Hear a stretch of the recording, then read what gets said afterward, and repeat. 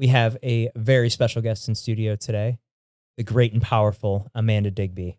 Welcome. Yeah, she's got a very long resume of things that she's done, and we're going to get into it. She's a friend of ours from Watson's, and well, Amanda, you've lived in a van, you've traveled to 40 different countries, you keep kids alive in the ICU.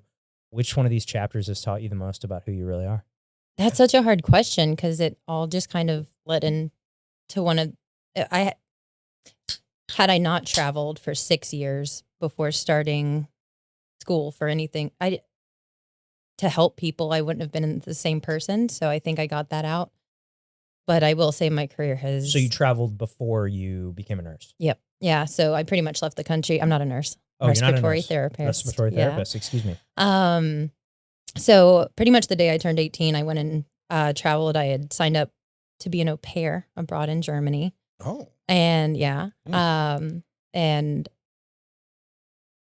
so I went there. I started work. Actually, I went to Amsterdam first time out of the country. And then, you guys remember chat roulette? Yeah. Okay, cool. So I spent a lot of time. Did you? Yeah. Oh, I'm into what I'm into. What's chat roulette? It was this platform that when you went on to the website and press start, it would connect you to anybody in the whole entire world. It was like a webcam thing. And it got a little penisy sometimes, no complaints. But I was on there one night. It was the night before my birthday, right before I was moving to Germany. And I was just making everyone say happy birthday. And then I'd click next and it would connect you to somebody else throughout the world.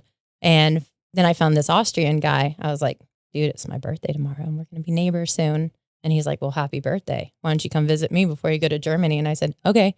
So I went to Austria for a little while, then started my job in Germany. When I left that job, I called him and I was like, hey, I'm kind of done here. He said, okay, meet me at the train station in Austria. And I went and lived with his family, not even with him. When I had originally visited, I had met him in Vienna. And then after spending, a week or two there, we went to his family's house. He introduced me to everyone. And so after that, I ended up living in Austria for a bit with his family. He went back to where he was living across the country. And it just started this whole thing of for the next 6 years, I would come back to the States, work as much as I could, travel again, waited till I ran out of money and just, back and forth. When I turned 24, some family stuff happened and I had to come back to the States just to be around. And I decided if I'm going to be here, might as well go to college. And I didn't know what I wanted to do. All I had cared about was traveling and hockey. I was very into hockey at the time, like super into it. I had just gotten back from Thailand and it was the Stanley Cup finals and we were up in the middle of the night and there was a whole group it was me and a bunch of Canadians like watching, And so I was like, fuck it, I'll just do PTOT and just go work with hockey players. But while I was filling out the application, you could also check like massage therapist, respiratory therapist. And I was like, it would be kind of funny if I did all of them. And then I just fucking clicked all of them. And respiratory got back to me first. Didn't know what respiratory was at all. Didn't even know what the word meant. And I just said, fuck it. I'm going to be a respiratory therapist. Signed up. Didn't look into it at all. And the first day of school, they showed us this video of a guy with a hole in his throat. And he was talking and I thought, the fuck did I get myself into? Yeah. This was the dumbest thing. But I'm here now. So I call it my happy accident because it's actually the best job I've ever had. I've worked with both adults and kids, but man, working with kids is there's no feeling like it. I genuinely don't mind working for a living because I have the coolest job. I don't think I could have found anything better for me. So I guess to answer your question, maybe my job has definitely made me such a better person, more humble person. Most people want to sit here and say, oh, I don't want to turn 30. I don't want to be 35. But I'm so fucking stoked to be 35. Not everybody gets to turn 35. And when you see kids die for, or get sick or all these, these parents, and it just makes you so much more thankful for everything. So I think, probably just shaped me as a person. I'd have to say my job. Oh. Yeah. Just thinking about that as a father, I couldn't imagine children. That'd be terrible. It is the saddest job that I could ever imagine. Definitely for sure. But our beautiful moments are so beautiful. So are you going in after surgery or if a newborn is having trouble breathing and you're working with them on their breathing? And sometimes. It can be a newborn. I don't generally work in the NICU, which is right after they're born, but I get, kids a day old, or I mean, we have some chronic kids that are adults. I've had a kid who's older than me in there, but in general, it can be chronic kids. It can be traumas. You know, they've gotten into an accident. I've had weird things happen. I've worked all over the country. I don't remember if it was Montana or Idaho. I had a kid because a cattle gate fell on him, or just like weird freak accidents that just, you know, crushed his lungs, I guess. Yeah. Or sometimes, you know, a kid just gets a virus and it just fucks them up, and they just end up on every machine we have. Like, so it can be anything. But yeah, it's, we have chronic kids. I was going to say, Lou, when you said, you can't imagine, one of the first kids that I lost, and one of the reasons that I appreciate my job so much and I'm so proud to do what I do, the first moment in my life that I've actually thought, like, just been absolutely humbled. And you guys know me, I'm not speechless. Like, no. But if you're one thing, you're not speechless. Never. One of the first ever kids that I lost, he was a cancer. I don't want to, get too specific, but he was a cancer kid, and he couldn't eat or drink for like the longest time. But his favorite fucking TV channel was the Food Channel. That kid just watched the Food Channel constantly, and anytime I could, I'd go hang out with him, and we'd just watch together and talk about food. And he wanted to be a chef and all these cool things. And the night that he passed away, the night that I realized how important my job was, I had gone in with the nurse, and we had said we were watching on the outside monitors, giving them a few minutes, and I walked in and told them, hey, Mama, his heart stopped. And, we leave, we make everything peaceful in there, and we give them their time. But as every family member walked out, they hugged me and they said, thank you. And I just thought, like, this is the worst day of their life, So in the saddest times, like, it's crazy how you can just feel like so humbled and like this big, Right. It's crazy. But I also have the happiest times, like when we see these really sick kids come in and I see them walk out all by, I worked at a burn unit once, and there's this kid who had like a crazy amount of burns, and he had just gone through so much. He had come in from another country. His parents didn't speak English. They weren't planning on coming here. It was just like the worst year and a half of the whole family's lives. And watching him go back to the country he's from recently was like, it's so cool to see them get better. Cool. And I keep in contact with some of the parents. We're not totally supposed to do that, but keeping in contact and just getting updates and pictures, and it's cool. It was the happiest accident ever. That's great. Yeah. And so you said you've been all over the country. Is there one place in particular here in the country that you've enjoyed working more than others? The hospital I'm at now is my absolute favorite. I've been very vocal about that to them. Before that, I probably liked Kansas City a lot. I loved working in Montana, not so much the hospital, but for other reasons. But yeah, I love the hospital I'm at here. Wow. Yeah. And you're from where? I'm from Florida. Okay. What part? Doesn't surprise me that you're from Florida. If you look at her shirt. The other day I was at work, in an ICU, and I was like making a shiv out of a toothbrush because I thought it was funny because we just give these kids these stupid plastic toothbrushes, and I was like, guys, this is like a prison toothbrush. These kids deserve better. I can make a shiv out of this. And nobody said anything. So I was like, I got to prove my point. And so I started making a shiv. And someone said something. They had come in and talked to someone else and said, where are you from? I said, Florida. They said, well, that fucking adds up. I said, I can see the point here. I forgot where we were going with this. Just you being from Florida. Oh, yeah, I'm from Florida. Yeah. The sticks. Like everyone thinks beach or whatever. I grew up in the north part of Florida, where we say the more north you go, the more south you go. Mm-hmm. So middle of nowhere, trailer parks. Okay. Yeah. Okay. Yeah. My parents now live kind of near Daytona, but they are surrounded by cabbage patches. So okay. Not beachy or Disney. No. But then right from high school, you went and traveled like all over the world, right? You said like 20 different countries or 40 somewhere like that, yeah. I think now I've been to somewhere around 40. I haven't really officially counted. And I also have I don't know, it's like I've been to Costa Rica, but I don't really ever count it because I didn't do anything. My first time I went to Sweden, I was like 18 or 19.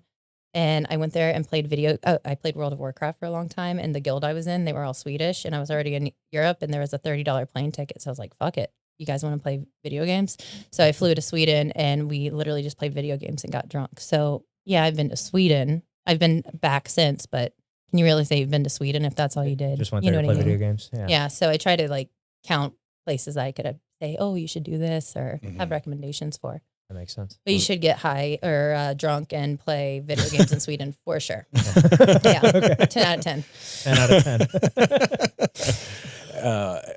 What's been one of your favorite places that you've been out of the country? So hard. I lived in the Republic of Georgia for a bit, and I have to say, if I could leave and just live anywhere, I loved it there so much. It's beautiful. It's so diverse. The people are amazing. They're so proud to be Georgian. And I mean, Yeah, look at Marab. I was going to say, look at the fighters that come from there. There's just so much talent and discipline. And yeah, it's beautiful. That's where wine was invented. It wasn't Italy. It was Georgia. Oh, I should have brought Georgian wine. Okay, you guys have to invite me back, and then we'll have some Georgian wine, and you'll see why it's the best. Okay. Cool. What was like the guiding, like what guided you to go from like country to country, like at this time, like when you're just kind of bouncing around? Like were you just like, I've spent enough time here, I'm gonna go somewhere else? Or is it like, and like where were you staying? You obviously didn't have the van, which we'll get into the van. But I've just always done what I wanted to do when I wanted to do it. My impulse control is non-existent. So there was, for instance, when I was in Thailand, I had been in Thailand for like 2 months at this point or something. And I was like, okay, I think I'm going to go to Vietnam on Sunday. We'll see. I don't know. Whenever I feel like it, I'll look at tickets. And like 3 hours later, I was out. There was like this little cart I always went and bought mango from. Before I went and walked around, and I met this group of people, and they're like, oh, we're going to one of the fights tonight. Do you want to come? I was like, fuck it. See you guys tonight. So when I met with them, had a really good night with them, and they're like, hey, in the morning, we're going to go and take a slow boat all the way to Laos. And it's just up the Mekong River. You're on it for like 4 days. And do you want to come? And I said, fuck it. So I just went to Laos with them. And so that's how I made all my decisions. I just felt like doing something, and I did it. Wow. Zero planning. Did you have any concerns about safety or anything at that time? Just, yeah, okay. Gun show, baby. Yeah, I've always had this false sense of security with the shit I could do. Yeah, I had a knife pulled on me one time in Ecuador. That actually wasn't that long ago. It was before martial arts. And yeah, I don't know. I just have no problem going toe to toe with a man, which is stupid. Not saying for anyone to do it, but I just like... You fought him? I didn't fight him, but I pushed him and I started like screaming at him. And he had a kitchen knife. It was like that fucking big. Stab me with it. Go for it. But if you fucking think you're going to kill me and I'm not going to go down swinging, you're fucking retarded. Yeah. Like, no. So, yeah, anyway, he didn't stab me. I walked away. He ran away. I think he just didn't expect me. He just saw like some blonde little white girl and was going to take my phone. I need Instagram. It's worth my life. So when you came back and when you're done traveling over, all over the world, you came back here, became a respiratory therapist, and that's when you started doing the traveling? The traveling here countrywide. That was another thing that I didn't realize that made respiratory like a dream job for me, is once I realized that once you go out and get experience and truly know what you're doing, you can take contracts through different hospitals and travel wherever you want. So I think my first travel assignment was up in Idaho, and I never saw winter until I was living in Austria. So it was really cool to be back in winter, and I don't know, just silly little things. Like I was always excited that the water in my car was cold, like, but yeah, I just went to Idaho. I did a 13-week contract there, I think. All of our contracts are generally 13 weeks. Yeah. But yeah. And then you just go online, you see what jobs are available. And is there like, I've always wanted, because I mean, I do, like I mentioned to you, I do the travel, the midterm rentals where I get a lot of traveling nurses. It's like, is there like a big network where you can just like go see all the contracts, or do you have to go to like each hospital individually, or how does that work? Yeah. So I go through Aya, and Aya has their website, their platform where they have certain hospitals they'll contract through. So usually it's bigger cities. Yeah, there's a few outfits like that, I think. Yeah, there's multiple. Aya's the big one I've dealt with. Yeah, and my recruiter is the best recruiter I hear. Absolute nightmare. So shout out to Abby.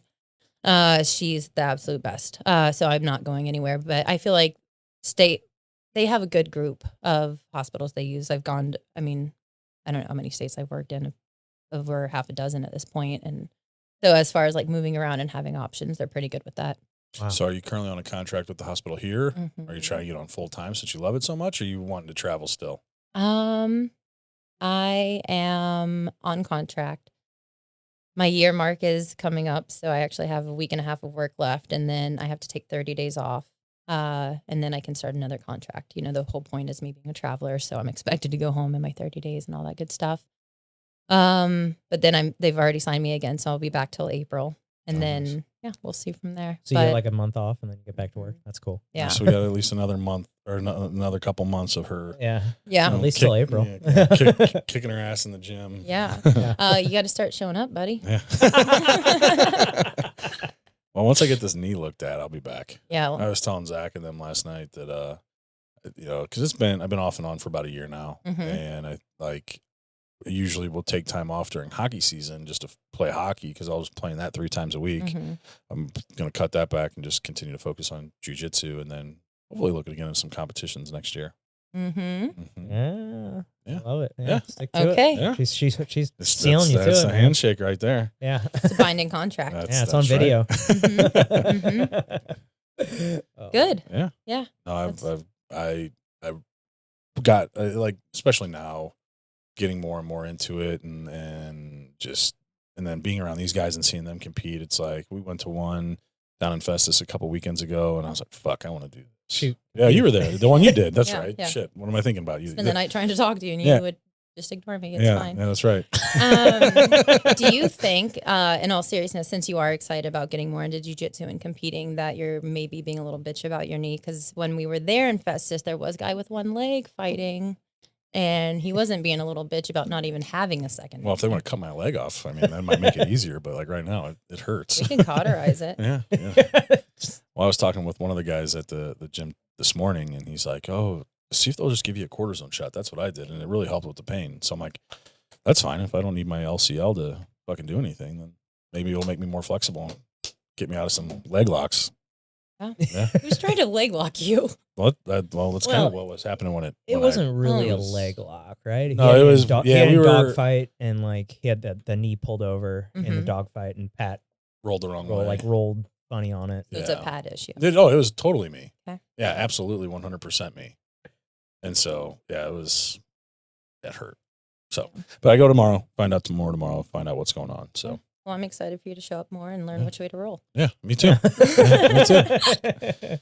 Now, what got you? Well, actually, no. Before we get into jiu-jitsu, I want to talk about the van, because that's when I found out that you lived in a van for a long time. That's just super interesting to me. What sparked, like, how long have you had the van? Like, how long did you live in it? 'Cause obviously, I know now you have a brick and mortar home you're living in. Not living. Well, maybe not brick and mortar. I don't know. But it's you're not living in the van it's a anymore. step above the van, kind of, in ways.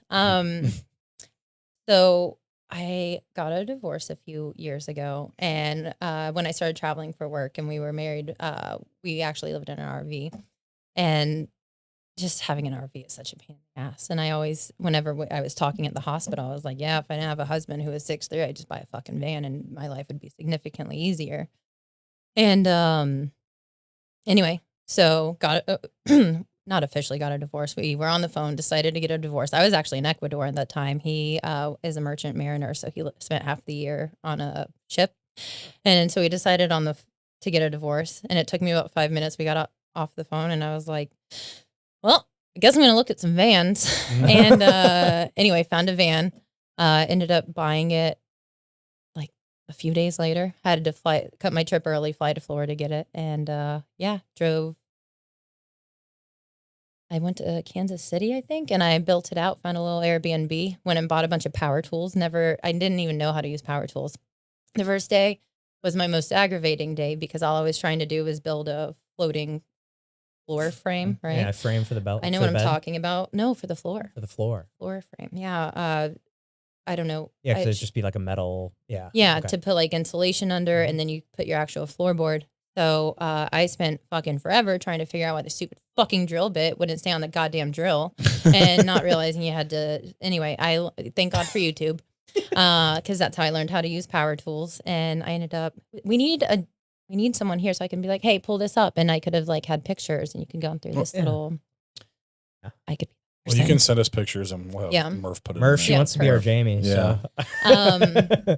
Yeah. So anyway, ended up building out the van. It actually didn't take me that long for someone with zero power tools. I worked on it probably about 3 days a week.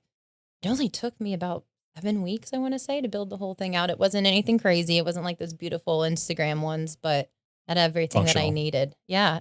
So I ended up living in it for, a little under 2 years, something like that. I'm not good with time frames, so I might be fucking that up. But yeah, something like that.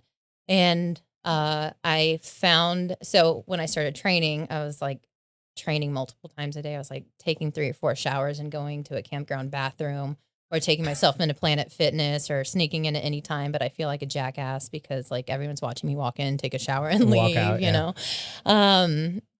Ended up finding a place with indoor plumbing, which felt like a step up, but I don't have a bathroom door or kitchen sink. So I've been still kind of slumming it for a little, doing my dishes in the bathtub. And but it was cheaper than parking the van, so it made sense. Where did you park the van? I mean, I had a driveway, or I have a driveway. No, I meant like when you were living in a campground. Like you always went to a campground? Kind of like the assignment before here. I was living in Ohio, and I actually would stay in parking lots overnight for free, and then I would just go to a different state park every weekend, like sit there and just have a fire all weekend, smoke way too many cigars, and then go back to living in parking lots. And I would just do that I did that for the 13 weeks. Or if I wasn't at a campground doing that, I would go hit the Bourbon Trail because I was like 2.5 hours away. So I'd just make a little list and start crossing them off. Yeah. Yeah. Dude, ultimate crazy. Freedom, baby. Oh, that's so cool. Yeah. Like, I mean, just like I've always thought that like the whole van life is just like, that's such a cool, I mean, it's something that I probably could never do with 2 kids and a wife and all the things I have here, but like, I wouldn't recommend it. Yeah. It just like, it seems fun for like a short period of time. Well, there was, the first time I heard of somebody doing that was actually a guy that got drafted the same year I did. He was a first round pick, signed for millions of dollars. And he bought a van and kind of just created souped it up, I guess. But how cool is that to live such a simple life? Yeah. And that's what I believe in, a simple life so much. Like even when I went to my parents' house, my mom would be like, "You're not sleeping in your van. You're sleeping in here." I'm like, "You guys don't. I live in here. I'm okay with it. Like house this on is wheels. Yeah. everything is okay. I have everything I need." Yeah. So not going and spending excess money just because you have it is so smart. Yeah. He probably spent this was a really, really nice one. So he probably spent a little bit on that. But I mean, all he did was he lived out in California and he would just drive up and down the coast and surf every day. And then he would go and train and hop back in his van and drove somewhere else. Freedom. Yeah. So what a good life. Right. Yeah. You have any like crazy stories from your 2 years you were living in the van? Like anybody messing with you or like kicking you out of a parking lot, anything like that? I was always really smart about it. I made it so you don't look at my van and think somebody lives in there. Would you guys ever? No. It looks like it looks like it'd be like a work van. Yeah, it looks like a electrician's van or something. And I purposefully made it that way. I don't have an air conditioner. I don't have windows or anything that would ever give any indication. So I've made it a point to lay low for obvious reasons. I don't think so, except every now and then someone would just like come up and knock on the van door, which I always think is weird. One guy did it. I was picking up Mediterranean food and he just came in, like he saw me in the van and he just came knocking in, asking to look, but it was like 9:30 at night. Yeah. You're some dude coming up to me and that's weird, you know? Yeah. No thanks. So yeah, answer with a Glock and it's not an issue. And they usually go run up pretty soon. I have the same approach if a Mormon or anything comes to the door. Jehovah's Witness. Yeah. I had one come to my house in Florida and you answer naked with the fucking gun in your hand. They don't come back. They do not come back. That's one way of doing it. Yeah. Especially if you're willing to talk. Yeah. Just stand there like it's normal. They don't. Yeah. Well, how often do you make it back to Florida? Not as much as everyone would like, probably. Yeah. But any of my off time, I was for a long time before I started martial arts. I was spending all my off time. I'd go abroad, and then I'd take 3 months between contracts, and I'd go live in Hungary, or just go travel, do whatever I wanted. My last trip, I took a while off. I went to Antarctica and Argentina and a bunch of stuff, and gonna just come back, find a job. I'm pretty much doing the same thing I did before I was an RT. I just am more responsible about it now. So you went to Antarctica. Mm-hmm. What was that like? It was awesome. The cold? Yeah. But actually, you want to know something crazy? Yeah. The week that I was in Antarctica, I was on a contract in Kansas City at the time, living in the van. And it was colder in Kansas City than it was in Antarctica because there it's summer, right? And I came back and my entire van, I went from like Antarctica where I was pissed off. I wasn't wearing any of my winter stuff, like a long sleeve and maybe a jacket. And I came back to Kansas City. My generator had frozen over. Like there was ice on my generator, everything. Some fucking idiot had moved a picnic table right by my driver's door, but a bunch of ice had melted. So I couldn't even like move the picnic table to get into my driver door. It was like, it was a nightmare, but yeah. But yeah. God, you've gone to so many different places. Well, where do you go in Antarctica to visit? Like you keep hearing about it's just a barren land. Yeah. Like, so I mean, there's a military base there. Mhm. Actually, we can go into some Antarctica conspiracy theories. There's a whole city underground. Oh, okay. Do you guys know about this? No. For the rich and the elite. There's also conspiracies that there's bombs under there. Something would happen. Weapons. Yeah. So Okay. it's wild. You guys should look into that. Huh. Okay. A lot of times you spend on the boat, you go on little excursions if you want. And it depends on what company you go with and all that. There's one company that I went with. I had met a couple in Argentina that were going on a different company, and they were taking little submarines down and doing stuff like that. So, yeah. Have you been on a submarine? I have not, but I would love to. That would freak me out. They're not like real submarines. Right. It's not like the Titanic Kind of like the Nautilus situation that that exploded. happened. Yeah. Right? Yeah. Well, I mean, the whole idea of a submarine, it's just like, I feel like not a lot of them, you're not going to be able to see much. You're just kind of in like a metal tube under the water. Like, so it's not like it's going to But they be have cool these if it was like glass and you could like see around, Like, yeah, these are more like little scooters that are underwater, and you got a big glass bubble around, so Oh, you can like look that is around. cool. You can Okay, see. that's So cool. it is a cool okay, idea. I know what you're talking about. So I'd like to go back and do that more, but those cruises are a little bit more expensive. I actually didn't even plan on going to Antarctica. I always just looked at trips and kind of based where I wanted to go off of that. If I just saw, like when I was living in Austria, I ended up going to, where did I go? I don't know, somewhere in Asia, just because I found a ticket for like $293. When are you going to go to Asia for that amount of money? Right. So I had seen a cruise that was going to Antarctica, and it was 17 days for $2,000, all food and What? board included Really? for my own room. $17? 17 days for So, $2,000. I Yeah. mix those numbers Yeah, up. yeah. Yeah. But That's still wild, very right? cheap, yeah. Mm-hmm. That's crazy. So Wow. And you speak a few languages, right? a little bit. I need to practice my Russian. Actually, since I started judo, there's a lot more Russian speakers there. Tim from our gym, he and I have become pretty good friends. I need to practice more. His fiance and I are gonna start taking Russian classes together, I think. But yeah, so I speak a little Russian. Started that in high school. Squad scraps. He was when you were competing, he was like, just to intimidate the other team, they had him on the side of the mat yelling Russian at you. You want to know the funny thing? His was the only voice I heard. Really? Like when I heard him say, "Put your left leg up," I put my left leg up. I zoned in, and he was the only person I heard. I just think it's so funny that like, hey, you speak Russian. Go yell Russian at her. I told Eway to yell at me in Chinese. I said, anytime the other fucking team's yelling anything, you yell louder. Can you speak Mandarin or Chinese? No, but fuck them. Yeah. Fuck them.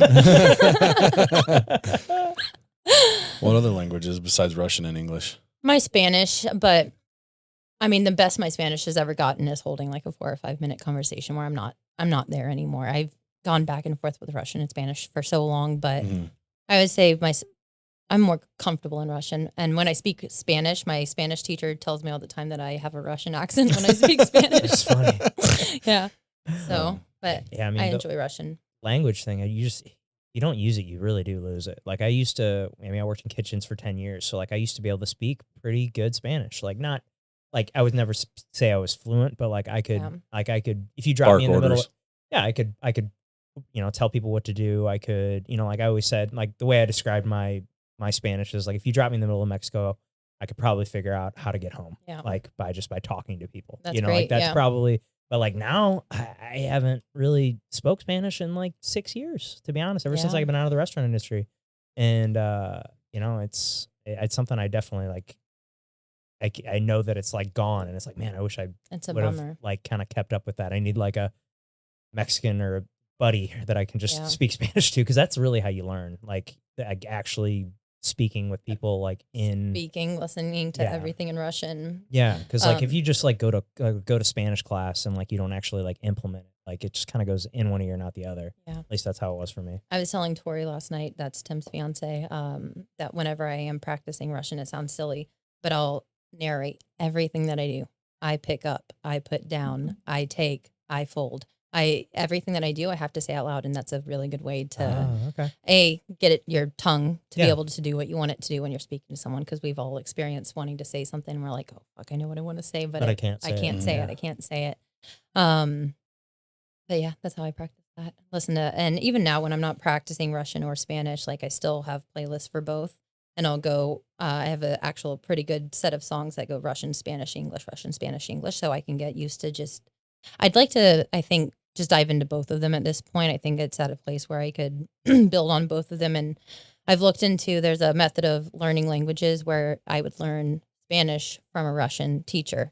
So I would, instead of speaking any English at all, any explanations would be in Russian. So I think that might be my next step. Yeah. I just know when I was playing baseball, the Latino guys, and then we had one guy from Taiwan. They were just like, yeah, we'd listen to music and watch movies, like literally, and they just pick up on it. Like, I don't know if I could just watch a movie in Russian or Spanish and just pick up on it. You just got to put it as background noise, and the more you'll be like, oh, I know that word. Or there's podcasts. There's one guy that I listen to, and he'll sit there and he'll talk about the weather really slowly. He'll be like, today it's very windy outside. Wind, like, and it's slow enough that I understand 80% of what he's saying. And you just got to immerse yourself in it. Yeah, they just taught us how to cuss. Yeah. Every once in a while, there's a couple guys that they'd mess with, and they'd tell them, like, oh, go say this to this person, and they go and say it, and do some really fucked up thing. Like, I mean, I just love, like, the last time I think I really consistently spoke Spanish was on my wife and I's honeymoon. And there was one night we were coming home from like one of the bars on the resort, and like they had like just basically like golf carts just like kind of going up and down the place like all night. And, we grab a ride from these two guys to take us back to our room. And, they think we're just, and I speak, like I said, decent Spanish, like, but I knew I could follow what they were talking about. Yeah. And they were talking about my wife's ass. And I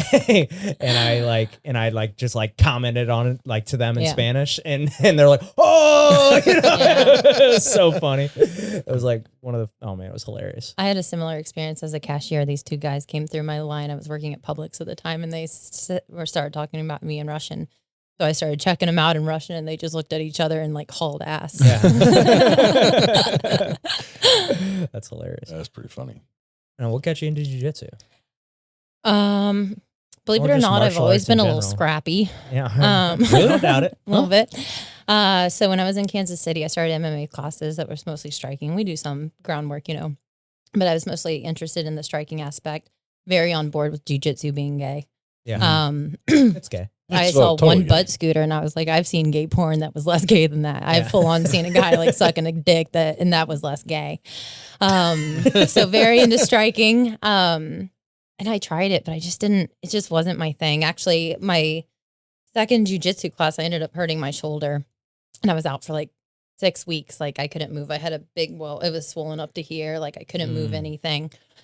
And when it started feeling better, I was like, well, I can't be bitten like a pretzel, but I can throw a punch for sure. So I started doing that. But because of my job and traveling so much, it was kind of hard to keep up with.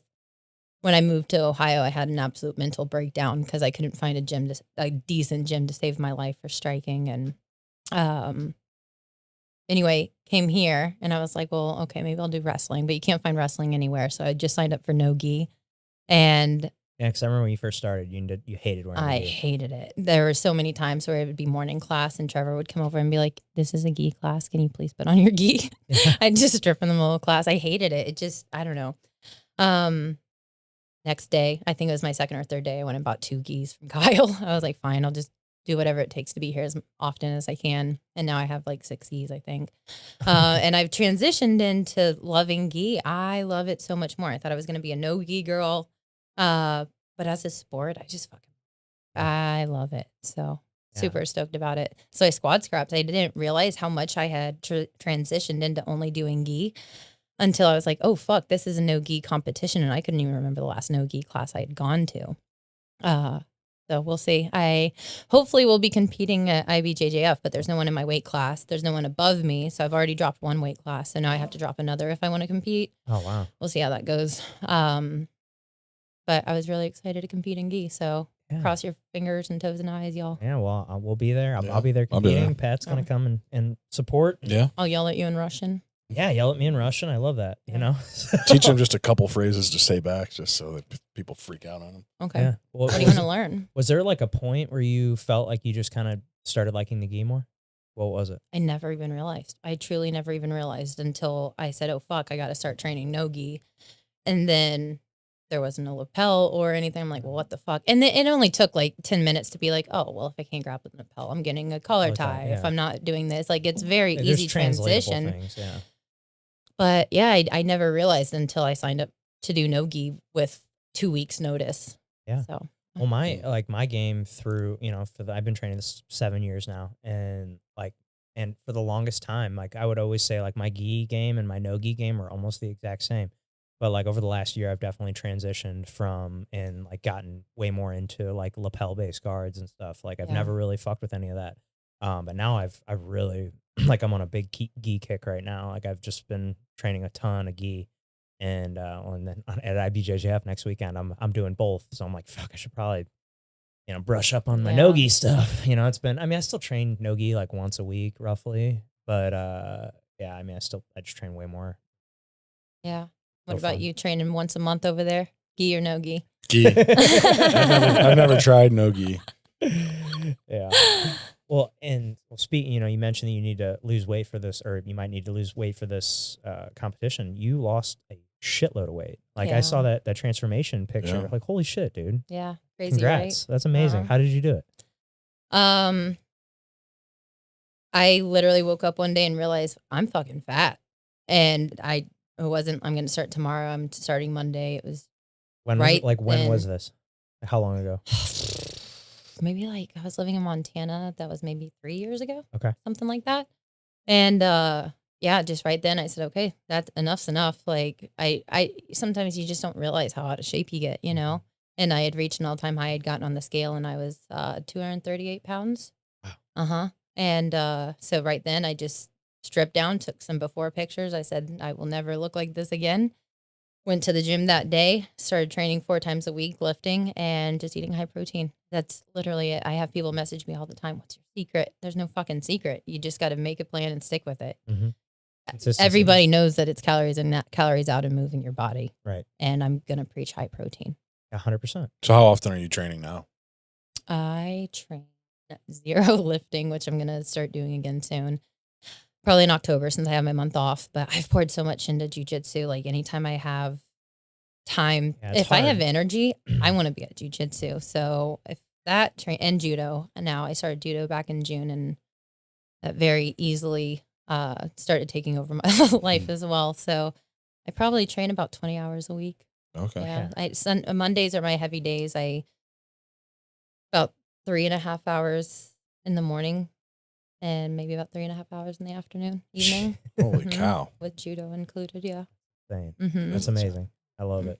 I just love how much you've fallen in love with it. I'm an addict. That's all it is. And how long have you been doing jiu-jitsu now? I started January 8th. Of this year? Mm-hmm. That's awesome. Yeah. Good for you. Well, it's crazy how much you've improved too. Like, yeah. You know, I mean, it's just because you're training so much. Yeah. You know, because I remember training with you when you first came in, and then like training with you recently. I'm like, it's completely different person. I appreciate it. It's just how it goes. You show up consistently, you get way better. Yeah. Yeah. It's nice. It's nice feeling intentional. Like, yeah. Seeing yourself evolve, one, in jiu-jitsu, but as well as everything else that comes with it is fucking insane. Well, when I was just telling the story the other night, I have some anger issues. I'm a little scrappy, and that has so calmed down in the past. What month are we in? We're almost in October. So in the past almost 9 months, it's calmed down so much. Road rage in general. There was one day this guy fucking flicked me off, and I got so, you don't think I have time, baby? I ain't working today. So I followed him for so long that he had enough time to pull into a police department. You don't think I'm going to start a fight in a police department? So I got out of the car and started like walking towards him. Anyway, I don't do that anymore. Well, have you been flipped off since then? No, so we don't know. No. We don't know if you don't do Yeah. that anymore. All right. That's fair. I'll start fights on the road and see how I react when people get mad about it. I do. That's another thing. I'm I gonna used to see you start in your fights van. on the road. I'm just gonna drive by and just flip you off. Go See for what it. happens. Okay. That's what mood I'm in. I got time. I got time. Oh my God. Especially being followed by a van. I'd probably pull into a police station too. Yeah. And then some 5'3" girl gets out trying to fight you. And he fucking gets in his car and he starts like, no, come on. You wanted to flick me off. Let's talk about it. What are you upset about? And then he's like getting in his car. No, you pulled in here. Come talk to me. And he won't. Bitch. How many Zins do you have in right now? I've seen you're just fucking eating them like Just Tic Tacs. one. Okay. I feel like you're a Zen addict.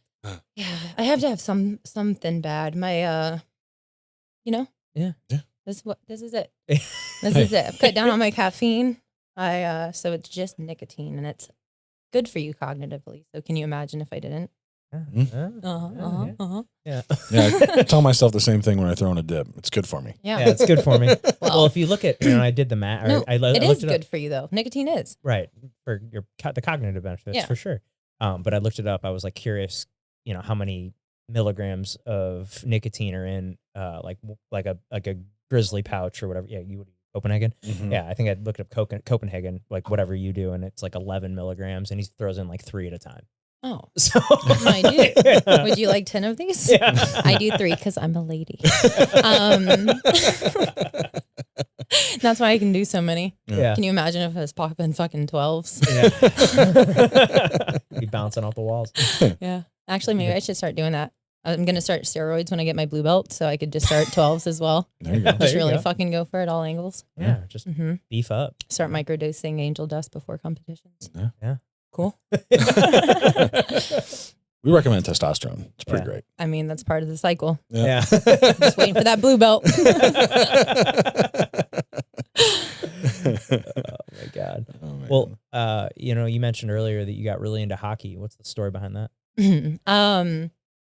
So scrappy little Amanda got into a fight in school one time, and my mom took away my PlayStation, which was like the ultimate thing at the time.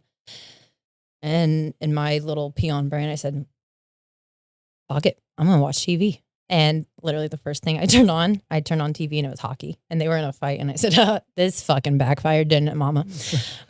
So decided I was going to be a hockey fan. I was in middle school at the time, probably 8th grade, I want to say, something. So loosely, right? I didn't like dive into it. But over the years, I started following it more and more. I don't even remember which teams were in the first game I ever saw. I remember it was Pittsburgh because I remember seeing the Penguin thinking like, that's a little bitch fucking, animal for, such These a big, scrappy tough guys, game. yeah. Hey, don't be dogging the Penguins, man. I love not just the hockey team, but animals themselves. I love penguins. I saw tons of them in Antarctica. Yeah. Totally down for the cause when it's the animals, but penguins, as far as hockey, can be fucking so good. Right next to Boston. No. What the fuck is St. Louis? What? St. Louis fan. Yeah. Okay. Anyway, so started diving into it more and more over time. I started learning Russian in high school. I learned about the Russian 5 back in the 90s. So I decided to be a Detroit Redwings fan. Mm-hmm. Started, I think I was 19 or 20, but every year I'd fly up for the home opener. And my first trip ever was just like one of the coolest trips I've ever taken. I flew up to Detroit by myself. And everyone was so stoked for me, first of all. Well, besides one lady. I had been dropped off at my Airbnb and I couldn't like get inside. So I went up and asked this like post office lady that, hey, is there somewhere I could like get internet? Because I don't have any service. I just need to get a hold of blah, blah, blah. And she just looks at me and says, oh, baby, what are you doing here? Like, why are you in this part of town? Like, what the fuck? But it actually ended up being really cool. I had rented a room from a guy, and then somebody else was renting the other room who was also there. His name, Honore. And he was older than me, but super fucking cool. So ended up being friends with him. I went to the hockey game that night. We obviously didn't sit together. But I had sat next to these two guys who were so fucking stoked for me that I was there, that every time they came back, they'd bring me a beer, like a 22-ounce beer, whatever the big ones are. Got absolutely wasted. One of the best nights of my life. We won against Boston. I hated Boston with every fiber of my being at the time. So it was like the coolest first game to ever see. The next day I had scheduled a tour of the Joe Louis Arena. And I always show up early, first of all, but I was so excited. I showed up extra early, like 45 minutes. And the person at the front desk called the guy doing the tour and was like, chick's here already. And he said, okay, I'll be right there. So while we waited on everyone else, he took me to watch the Red Wings practice, nose on the glass. Datsuka's skating by me, Zetterberg skating by me. Like, my mind is fucking blown. He was such a cool guy. His name was Stanley. He kept me after the rest of the tour left, took me to a few parts of the arena that he wasn't allowed to take the tour. And he said, hey, are you coming to the game tomorrow? I said, yeah. He said, come and find me. I'm in this section. I have something for you. He'd given me a puck for my very first game. Wow, a game that's puck. awesome. Yeah. That's so cool. So it was just like such a cool experience. So now I'm not into hockey like I used to be because jiu-jitsu's taken over, but Red Wings till I die, baby. Really? Yeah. Okay. That's awesome. Mm-hmm. That's so cool. You just kind of like fell in love with it. Have Just you tried out it? of fucking, because your mom took your PlayStation away. Yeah. Have you tried skating or anything like that? I've tried. Yeah. Yeah. I'm not very good at it. Yeah. I had this idea that I was going to be a goalie because in college, I worked at a hockey rink. I had as a bartender. Okay. And they have beer leaks. So I was like, I'm just going to go be a fucking goalie and not have to worry about it. I can't fucking skate to save my life. So gave up that pipe dream real quick. And I can't skate. Yeah. Hockey is huge here in St. Louis. I mean, you're not seeing the talent that comes out of some other places, but ever since they won the Stanley Cup, and then the amount of players that we did, there was one draft, I think we had like 6 or 7 guys drafted in the first round out of St. Louis, and it just blew up from there. Yeah. I started playing hockey when I was 3. That's crazy. Yeah. Little squirt. Yeah. Oh yeah, loved it, and I played up until my last year was my junior year of high school, just because of baseball. And then once I retired from baseball, I think I got back into it during COVID, and it was up until this year. I've been skating like 3 times a week, and it's That's awesome. Beer league hockey is so much. We actually won one of the leagues or teams that I was on last year. We won the league, and they gave us a cup and all this stuff. And that's cool. We were partying up at Obie Clark's, and then John Butchergross is right. He's the hockey analyst. Well, he was in town for the Frozen Four. So I've got video. He came over and was partying with us, drinking out of the cup with us. That's and then cool. Keith Kachuk, Big Walt came over and was hanging out with us. So it was probably one of the coolest nights like I had been a part of in a long time. That's awesome. But yeah, it's. Do you still play beer league? Yeah. Yeah. Oh, well, I'll come watch you sometime. Wednesday nights. Him and Nick play on the same team. Yeah. Oh. Yeah. I told Nick I would go watch him, and he told me this was forever ago. And then he's like, my games are 11 o'clock at night. Yeah. Count me out. Yeah. No. So Wednesday nights we either play at 8, 9:15, or 10:30 at Brentwood. All right. Let me know your next 8 o'clock Yeah, game. I was like, I'll go. Let's go and watch him, but it's got to be. That Nick's played on that team with us, actually. I think I might need to connect him with those guys because I know we're looking for some players since we've got a lot missing right now. But Nick and I are on another team that plays in a different league. And yeah, it's a lot of fun. It can get pretty chippy and pretty competitive. Like Wednesday nights, it's a pretty solid league. There's some guy, like we had a guy that played Division I hockey. That's cool. There's some guy, like high level hockey players in that league. It's a lot of fun. You're supposed to be 30 and up, so still pretty good hockey, still pretty fast, and it can get pretty chippy. There's some fights that come out of that. Oh, yeah. Okay. Is that the one where people are talking shit to Nick and you're like, oh boy, let him go? No, that was the other league. That one's not 30 and up. That's the league that I was playing with him in. That one, because you're playing. I think there's like 5 teams, so you're playing each team multiple times over and over and over again, and you start like, I'll be honest. Our team's kind of dirty. We're kind of cheap, and we stir up a lot of shit, and so a lot of teams don't like us, and it usually can get pretty physical when we're playing. No, I'll definitely come watch you guys. Yeah. And then, Cool. Yeah, there was one time this guy just put on a bad hit on our guy, and Nick was right there, and the guy got in Nick's face. And they were like chirping at Nick, and Nick's just smiling at him, and I'm like, oh god, they're talking shit and fucking with the wrong guy on our team. Everybody's like, what are you talking about? I'm like, Nick would fuck all of these guys up with no problem. Mm-hmm. I'm like, Nick, really? Because he's high at all of our games. Okay. Nick's just high all the time. And so I'm like, yeah, dude, he's a purple belt in jiu-jitsu. That dude will and he wins in a lot of the competitions that he goes to. That dude will fuck them up. And they're like, Nick. I'm like, yes, Nick. That's the cool part about jujitsu because there's so many people that if you saw it in bar, you'd be like, I could fucking all the time. Well, I get this that the one the scrap that you guys did. What the guy? He was the short guy, black. He was wearing just basketball shorts and a long sleeve Under Armour shirt. Yeah, he was definitely did not look the part. No, but he he was annihilated. Yeah, I mean, really good. I mean, he got beat up a lot, but I mean, he was scrappy as shit. Mm-hmm. Yeah, he was hard to submit. Yeah, he couldn't submit him. He was like, that dude was getting choked out. I'm like, damn, it's been like a fucking minute. Yeah, he was eating shit. Yeah, he was getting his ass kicked, but he pass out, don't tap out. Yeah. that was the survey I was going around before the competition. Pass out or tap out. What do you guys think? Just to see how many people would tell me to pass out. Well, then the coach of one of the teams, he had the red curly hair with the glasses and real skinny. Oh yeah. I forgot. Like. Well, did you see the one guy that would just slap his guys? And yeah, bitch slap his dudes before they'd go out. And I was like, every time we did it, we'd all just start cracking up. Like right before they'd go out onto the mat, he'd like bitch slap them. Maybe that's what I need. There you go. Which one of you want to do it? Both of you, I know, but which one is going to do it? Both of you want to. As you we both say, get one side. Let me get the right. You're left-handed. Yeah, so perfect. This is with her consent, people. Yes. That with all the communist languages being yelled at me, no one's gonna fucking know what's happening. I start spouting all my anti-Semitic bullshit at the end just to like tie it all together, let everyone know where I stand. There it is. Yep. Yeah. Oh my God. Oh boy. Well, you told me to say, I wanted to ask you a question the other night, but you said let's save it for the podcast. But what's the gun situation you mentioned and like post divorce dating? Oh yeah. Let's hear that story. Oh gosh, post divorce dating was a wild ride, but one of the most wild dates I went on. One of the guys was like telling me he has a gun. Cool. My dad gave me a gun when I was 5. Dope. Like, proud of you.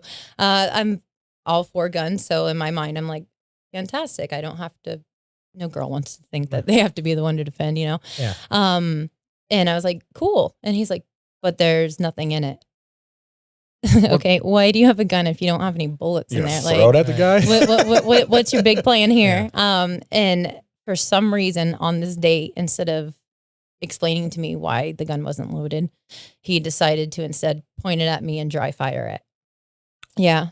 Isn't that wild? Oh, shut the fuck up. Uh-huh. Wow. Literally dry fired it, pointing it straight at me. And yeah, wild. That is nuts. Isn't that crazy? Not even my worst date. No? What was your worst? No, I mean, honestly, that probably wasn't my worst date, but I mean, definitely it's scariest and most what the fuck. No. Yeah. But yeah, I asked him after when I realized what had happened, I was kind of silent for a second. I just looked at him. I said, what the fuck? He goes, I told you it was empty. I said, why? Like, why? And he said, well, it's empty. And I said, okay, but what if you are wrong? And I saw the color drain from his face. Like, you know what I mean? But it doesn't, shut the fuck, you're retarded. You are so fucking stupid. And this guy, is an elementary school teacher. What? Wow. How fucking crazy. Yeah. Was this here? No. Okay. So how are the dating apps treating you? We touched briefly on this at the one that I'm allowed on. I've been banned from Hinge for a while. I don't know what that was about. I have some ideas. I know how I talk to people, so probably that.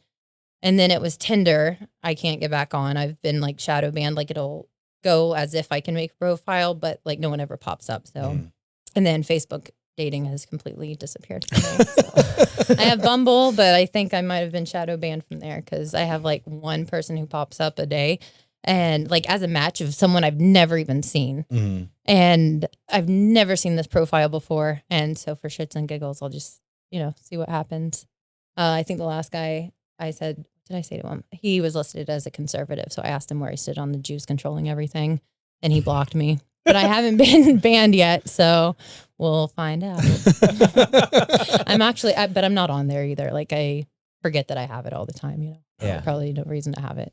That was one thing I never really got into. Because it was pretty popular in pro ball. Guys, married, single, not, they all had it. Yeah. And that was getting popular that got popular in my last year of pro ball. But yeah, I mean, this everywhere we went, guys that's when Tinder was coming out or just came out. It was a long time ago. It was a long time ago. Yeah. That's how long it's been. Yeah, it's been 10 years, 11 years since I retired or finished playing. But yeah, no, I never got into it.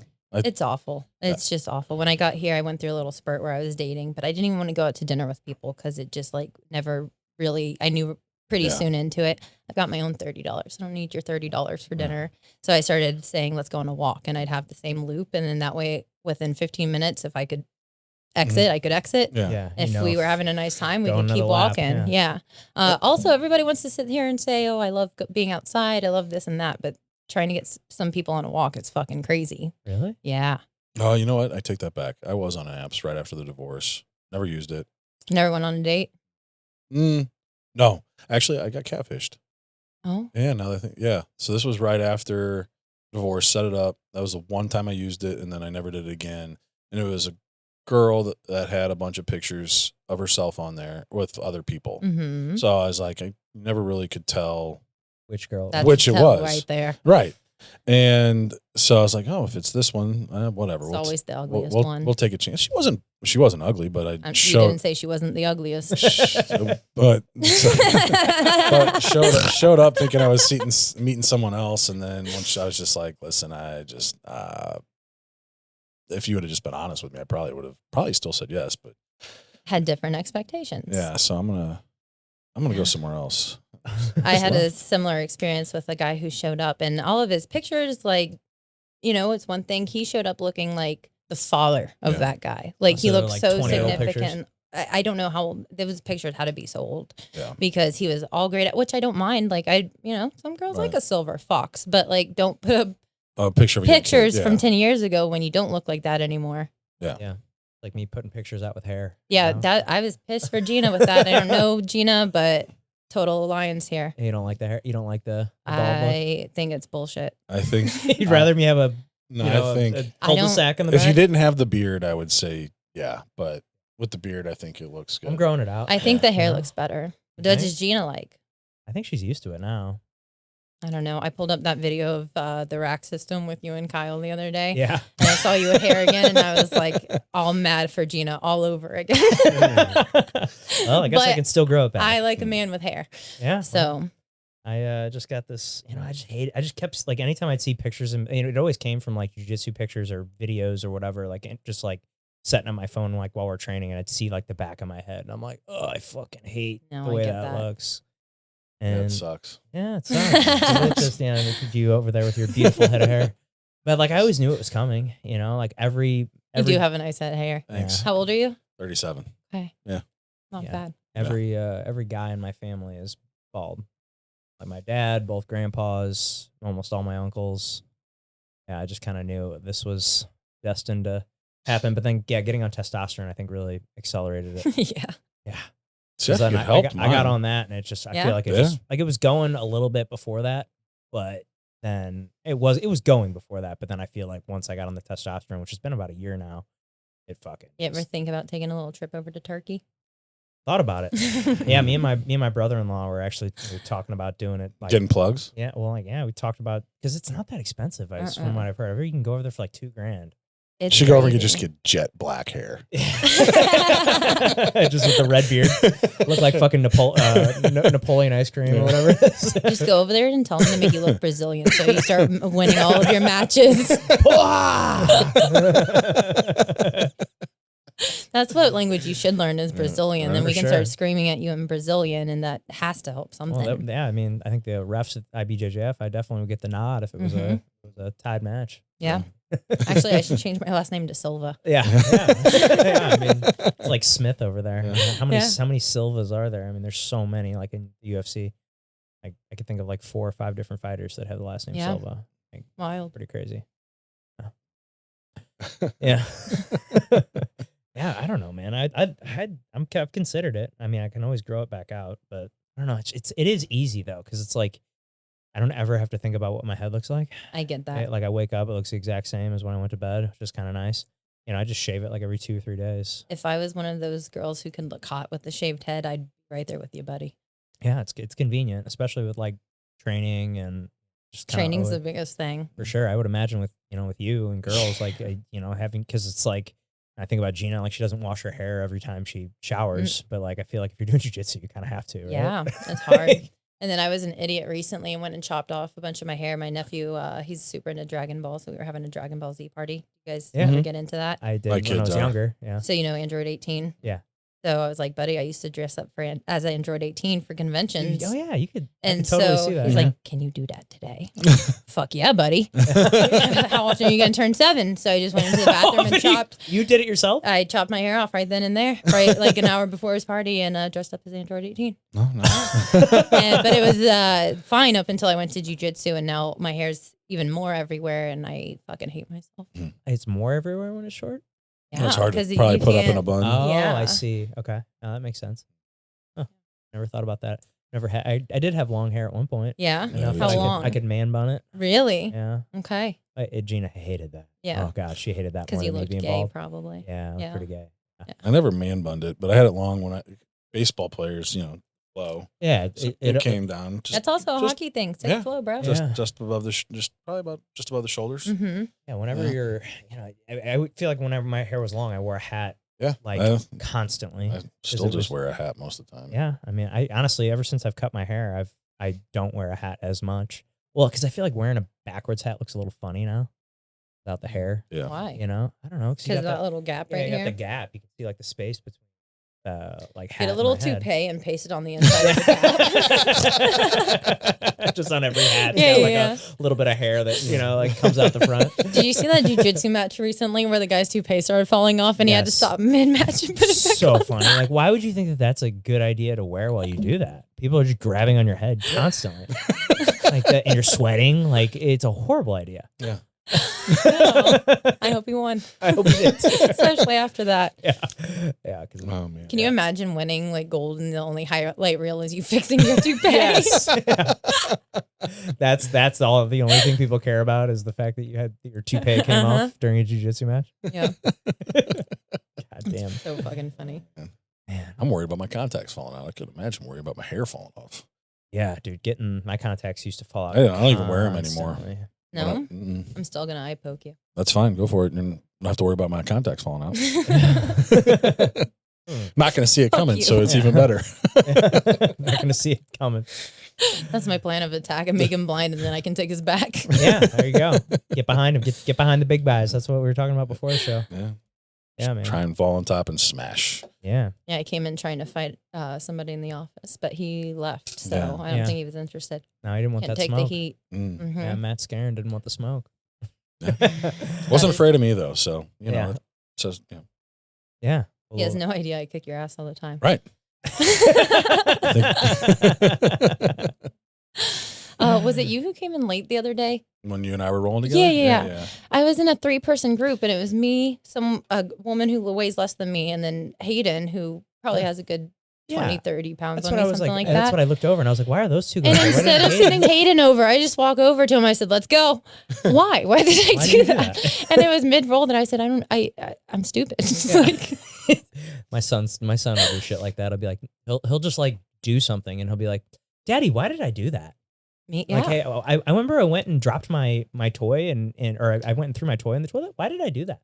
Impulse control, I kid. don't know, buddy. Like, why did you do that? Yeah, that's a question you ask yourself, You knew- not me. My kid, my youngest, he'll do something, and I'm like, dude. He goes, my brain told me to do it. I like him. Yeah. He and I could be friends. Yeah. I remember my dad used to tell me, Amanda, you've got to think. And every time I'd say, if I could remember to think, I would just think in the first place. Like it doesn't Mm-hmm. that doesn't compute. Mhm. But yeah, I just did whatever I wanted to, but same thing. Impulse Impulse control. control. Yeah. I've got a similar syndrome. My wife, it's like, it drives my wife crazy because I'm I so believe they impulsive. call that today the fuck around and find out Yeah. gene. Yeah, I definitely have that for Yeah. sure. It's Like been past 35 years. it's, I think me and my wife are a good match because of that. She is not that at all. She Like, pretty she's- laid back. She's laid back, but she's very calculated on Okay. like decisions and stuff. Like the house we bought, for instance. Like we were not looking to buy a house at all.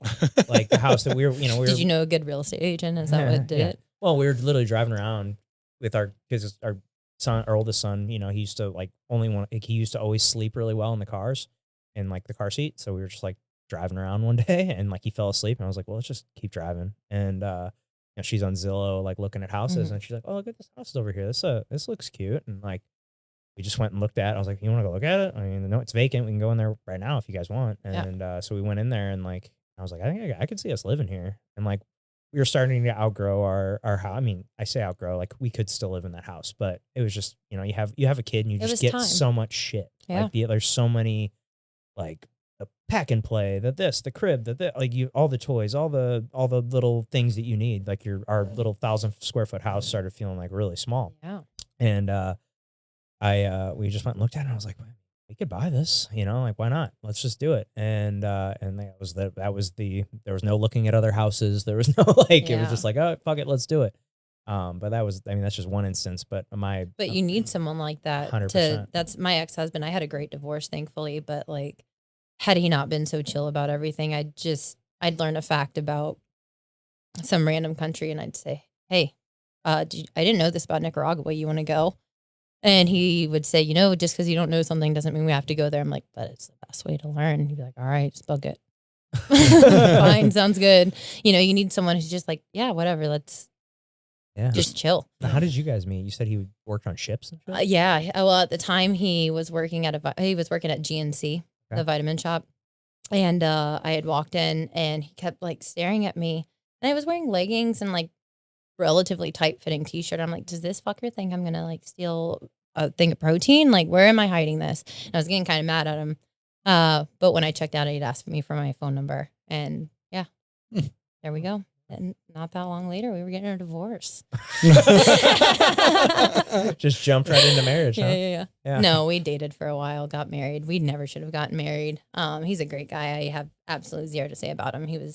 We even stayed married longer because he let me keep insurance so I could get a few doctor's appointments in. And before I lost my insurance, he's fantastic. But you're not meant to be. You're not meant to be. It's not a big deal. It's sad when you're like, you know, shutting a chapter of your life, but I'm the happiest I've ever been.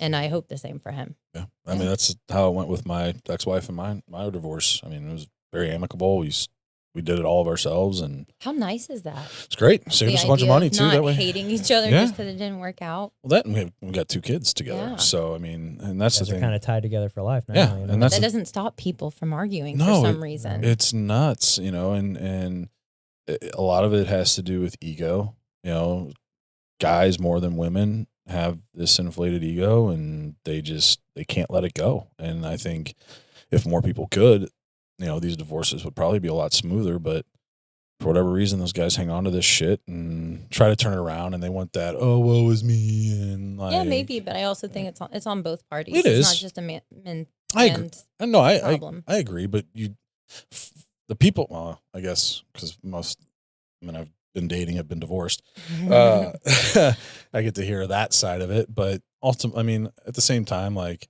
yeah, it's a two-way street. I mean, you both have to admit fault at where you are, and once you own it, I think that's the easiest way to move on from it. Yeah. I mean, the first thing I did was, when everything happened, was, you know, I think I surprised the shit out of my ex-wife when I apologized to her after everything that happened, and you know, I had to own up to where I fucked up, and ultimately that was the easiest way for us to move forward. And then once you have kids involved, like, everybody's like, how, you know, you don't hate her, or like, you guys don't hate each other. I'm like, no, the kids are half of her, half of me. Like, same thing for her. Like, like, we love our kids 100%. So if she hated me, that means she hates half the kids. Or if I hated her, I hate that. Yeah, it doesn't make sense. Doesn't make sense. And so, no, we have a great relationship. She's with someone now, right? Yeah, yep. I've heard you talk about it in previous podcasts. And how was that for you? Because I wondered for a long time, like, how am I going to feel? Am I going to be the first one in a relationship? Is he, you know, am I going to be sad? How is it going to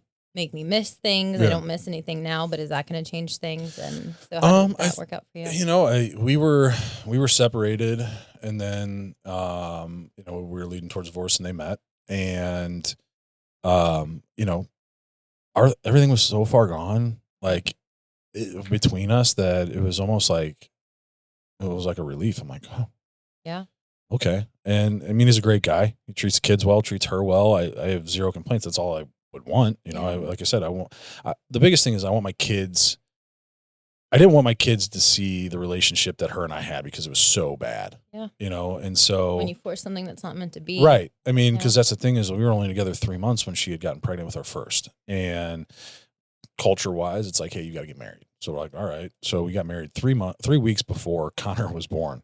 Wow. Yeah, at the courthouse. And then just a lot of projects, raising a kid, and then bam, pregnant again. I mean, they're 15 months apart. So, you know, it was just one thing after another. And then we finally were settled down in our new house, and COVID hit, and now we're stuck together. You know, there's no projects left. And so now it's like, well, we really like each other, at least at that point. You know, now we've got a great relationship. And I mean, shit, like last year we took a trip down to Florida for Christmas. It was about a year ago. We took before Connor started kindergarten.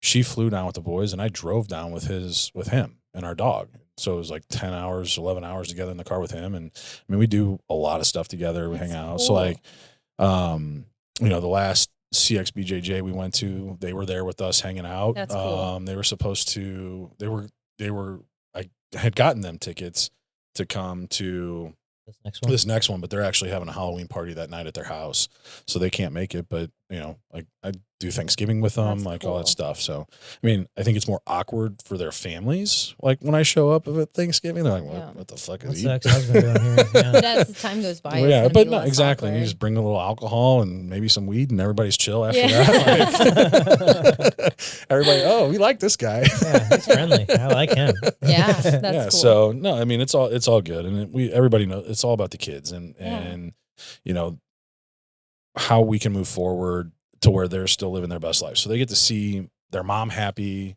and in a good relationship. Yeah. And then they get to see her and I actually have a really good relationship now. And then eventually, you know, find somebody and have a good relationship with them. So it's funny how it becomes more of a relief, because I had the same feeling when Kevin got into a relationship. He had put it up a few months ago, and I wasn't sad. I wasn't jealous. I was just, it was like a breath of fresh air. And I didn't expect that. I expected any emotion but that, but it felt like, okay, the Band-Aid is ripped and everything is okay. Yeah. And I think that's something I've learned from my job. Nothing is a big deal unless you make it a big deal. We make it a bigger deal in our heads. It's not. Everyone's alive. Everyone's healthy and together. Like, how cool. Yeah, it's awesome. Yeah. No, we do it. And then, like I said, we do a lot of stuff together where this is where I advertise my OnlyFans. Okay.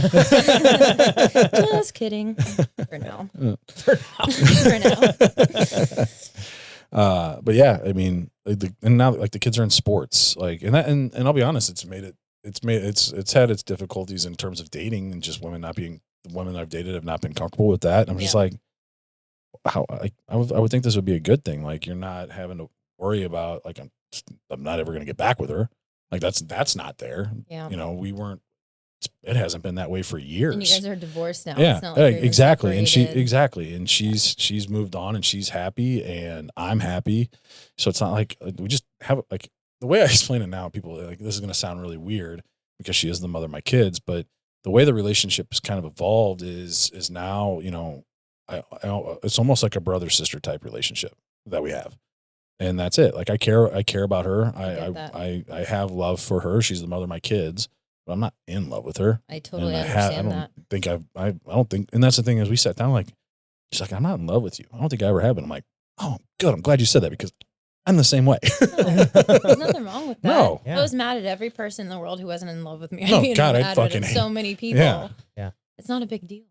No. But it makes it even better when you eventually do find someone. Yeah. Do you feel like with dating, the fact that you have a good relationship with your ex has been a positive, or do you think most people are like, what the fuck, you still talk to her? Yeah. Oh yeah. No, that's been your biggest holdup. Yeah, it's been an issue. Really? Yeah. You know, like, I think, you know, I've dated and that's the thing, is because she's very open. She wants me to find somebody. And, you know, there was one that I was dating earlier this year, and they became really good friends. And that was great. And it just so happened this girl wanted to have kids, and I don't want any more kids. So I'm like, hey, and we just went our separate ways. We're still friends. We still chat here and there. Yeah. But for the most part, every other one that I've dated has kind of had an issue with it. And they're just like, I don't know if it's jealousy or what, or just insecure, but yeah, it's been like, I had one insecurity, because I feel like before I got a divorce, I felt like I probably would have felt the same. But now when I hear that someone's still in good terms with their ex and can say great things about them, like I admire that. I'm like, okay, this is someone. The only thing that all of my exes have ever had in common is the fact that they're all good people. Behind their back, so and so, he's such a good guy. Like, he's such a good guy. Yeah, I mean, and I have nothing bad to say about anyone. I can't say anything bad about any of the women that I've dated. Yeah. It's just that's just the one thing that. But people love talking bad about people they've absolutely. dated that didn't work out. I'm sure that and that's the thing. It's just like, it's just this one. It's usually this one thing that comes up, and I'm also really busy. I got a lot of shit going on that like making time to date is tough, and so. That's been an issue, but there's, I had one ex, she's like, you're still in love with her. I'm like, yeah, it's a good joke. I was never in love with her, but all right. Yeah.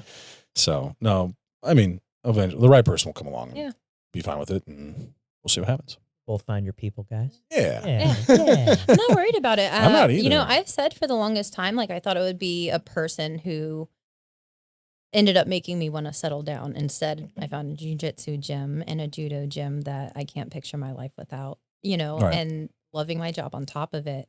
And those are the things that are making me want to stay here. I never thought, I always thought it would be a person, but I don't know. It's, that's just taken such a back seat because I'm so happy in all of my life. Every compartment of my life is, I'm so grateful for. I say every day I'm top 1%. Wow. Even living in the van, roof over my head, I have a bed to sleep on, I have food in the fridge, I literally have everything I need. I literally have hundreds of dollars, I have so much to be grateful for. So, that's the last thing on my mind. And I never thought I'd say that. That was a big priority in my life for so long, but money. No, finding someone. Yeah. Money was never my thing. Freedom was always number one. I never gave a fuck about what money. I was just about to say. I think for both of us, I think the one thing that we always talk about, especially with our jobs, is the freedom that it gives us. Yeah.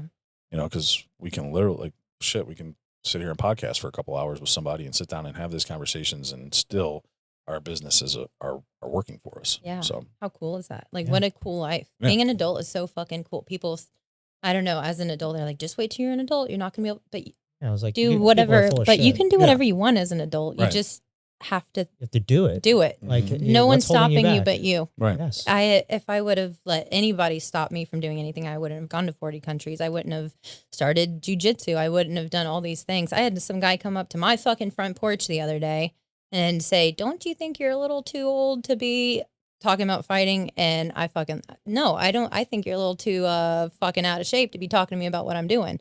Like, who does that? Yeah. You know what I mean?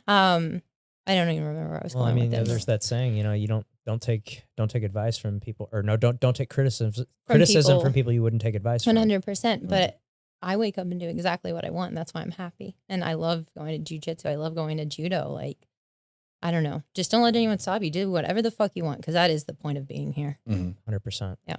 Well, I think that's a good spot to end this, unless you have anything else you want to chat about that we didn't get to. You guys want to talk about politics? Not really. All right. I'll start my own podcast. Yeah. There you go. Well, we can get you set up with Murph. You two can go back and forth. Who's Murph? He's our producer. He does a lot of political content, or used to. He doesn't really anymore. But yeah, he's got a lot to say. All right, come and get it, Murph. Yeah. I think you guys would align on pretty much everything. Yes. Oh, cool. All right. I got some stuff to you say. You guys would have a fun one. Yeah, for sure. But tell him to meet me in the cigar lounge. Yeah. Well, he's in Florida now. He lives in Miami. I'll wait. Yeah. I saw the setup out there. I'm happy to wait. Yeah, it's my cool new setup. home might be the parking lot. I might just move back into the van and just live here. I'm trying to decide what business I'm going to start to be here, but yeah. Get yourself a membership, and then there you go. Go back to van life, and you can just come in here and use the shower. Yeah, perfect. Exactly. Thanks for having me, guys. Of course. I appreciate it. Amanda, as you know, I know you're an avid listener of the show. We end the show the same way every time. So you got something in mind already? It's a tombstone game. Yeah. Here lies Amanda. What's it say on your tombstone? Fuck yeah. Fuck yeah. Fuck yeah. Okay. Love it. Just wake up every day and say, fuck yeah. There you go. It's perfect. Perfect. Yeah. Awesome. Well, thanks again for coming in. Yes. And this was a lot of fun. Thanks. I was looking forward to this one. So thanks to everybody at home that watched or listened to this episode. If you haven't clicked that subscribe button yet for us, please do so. That would help us out a ton. Pat and I have a goal to get to 500 subscribers on YouTube for the end of 2025. So If you haven't done that yet, please do that for us. Share this episode with a friend. Hit that like button. Comment what you thought below. And we will see you next time.